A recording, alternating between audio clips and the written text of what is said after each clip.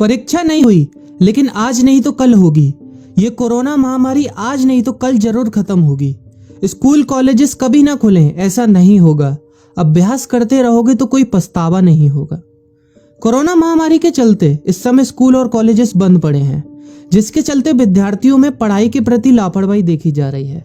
इसी को देखते हुए मुंबई के एक स्कूल में हमारे पुराणों में लिखित एक कहानी सुनाई गई और विद्यार्थियों को इस कहानी के जरिए एक मैसेज दिया गया, एक सलाह दी गई। कहानी ये थी कि एक बार भगवान इंद्र किसानों से नाराज हो गए और उन्होंने घोषणा कर दी कि 12 साल तक बारिश नहीं होगी, आप फसलों को नहीं उगा पाएंगे। भगवान इंद्र से किसानों ने विनम्रता पूर्वक विनती की।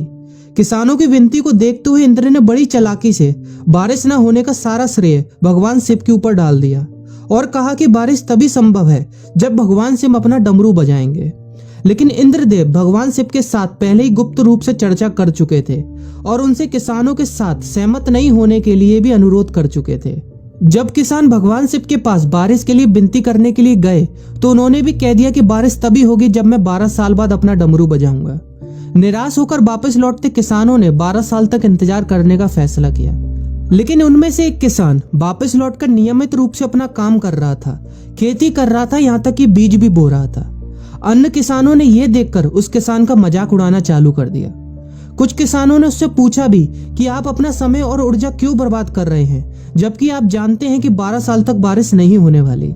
उस किसान ने जवाब दिया कि मुझे पता है कि बारिश के बिना मेरी फसल नहीं आएगी, लेकिन मैं ये सब केवल अभ्यास के रूप में कर रहा हूँ। 12 साल बाद मैं फसलों को उगाने और खेतों में काम करने की प्रतिक्रिया को भूल जाऊंगा।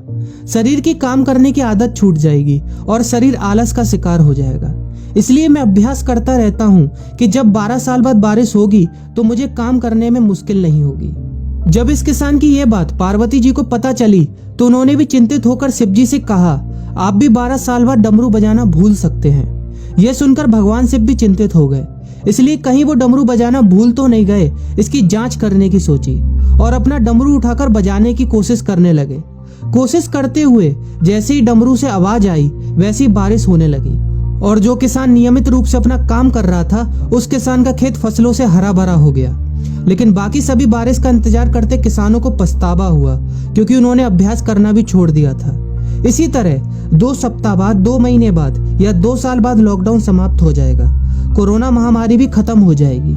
इसे घूरने या इस महामारी के खत्म होने तक का इंतजार करने से बेहतर है कि आप जिस कक्षा में हैं या जिस अगली कक्षा में जाने वाले हैं उसका अध्ययन करें। पुस्तकों का अध्ययन करके अपने कौशल को तेज करें। आपके पास जो ज्ञान है उसे और बढ़ाएं। इस समय का इस्तेमाल करें और ये सोचें कि आप और भी बेहतर कैसे कर सकते हैं, क्योंकि डमरू कभी भी बच सकता है। इसलिए अभ्यास करते रहें। अभ्यास ही गुणवत्ता का सार है। अभ्यास ही है जो आपको किसी भी क्षेत्र में पूर्ण बनाता है।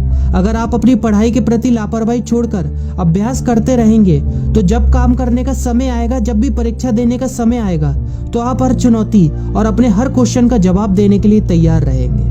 अपना ध्यान रखें और अपनों का ख्याल रखें, क्योंकि कोरोना अभी गया नहीं है।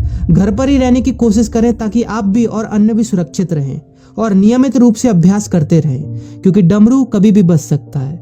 वीडियो अच्छी लगी हो तो वीडियो को लाइक और अपने फ्रेंड्स के साथ शेयर करें।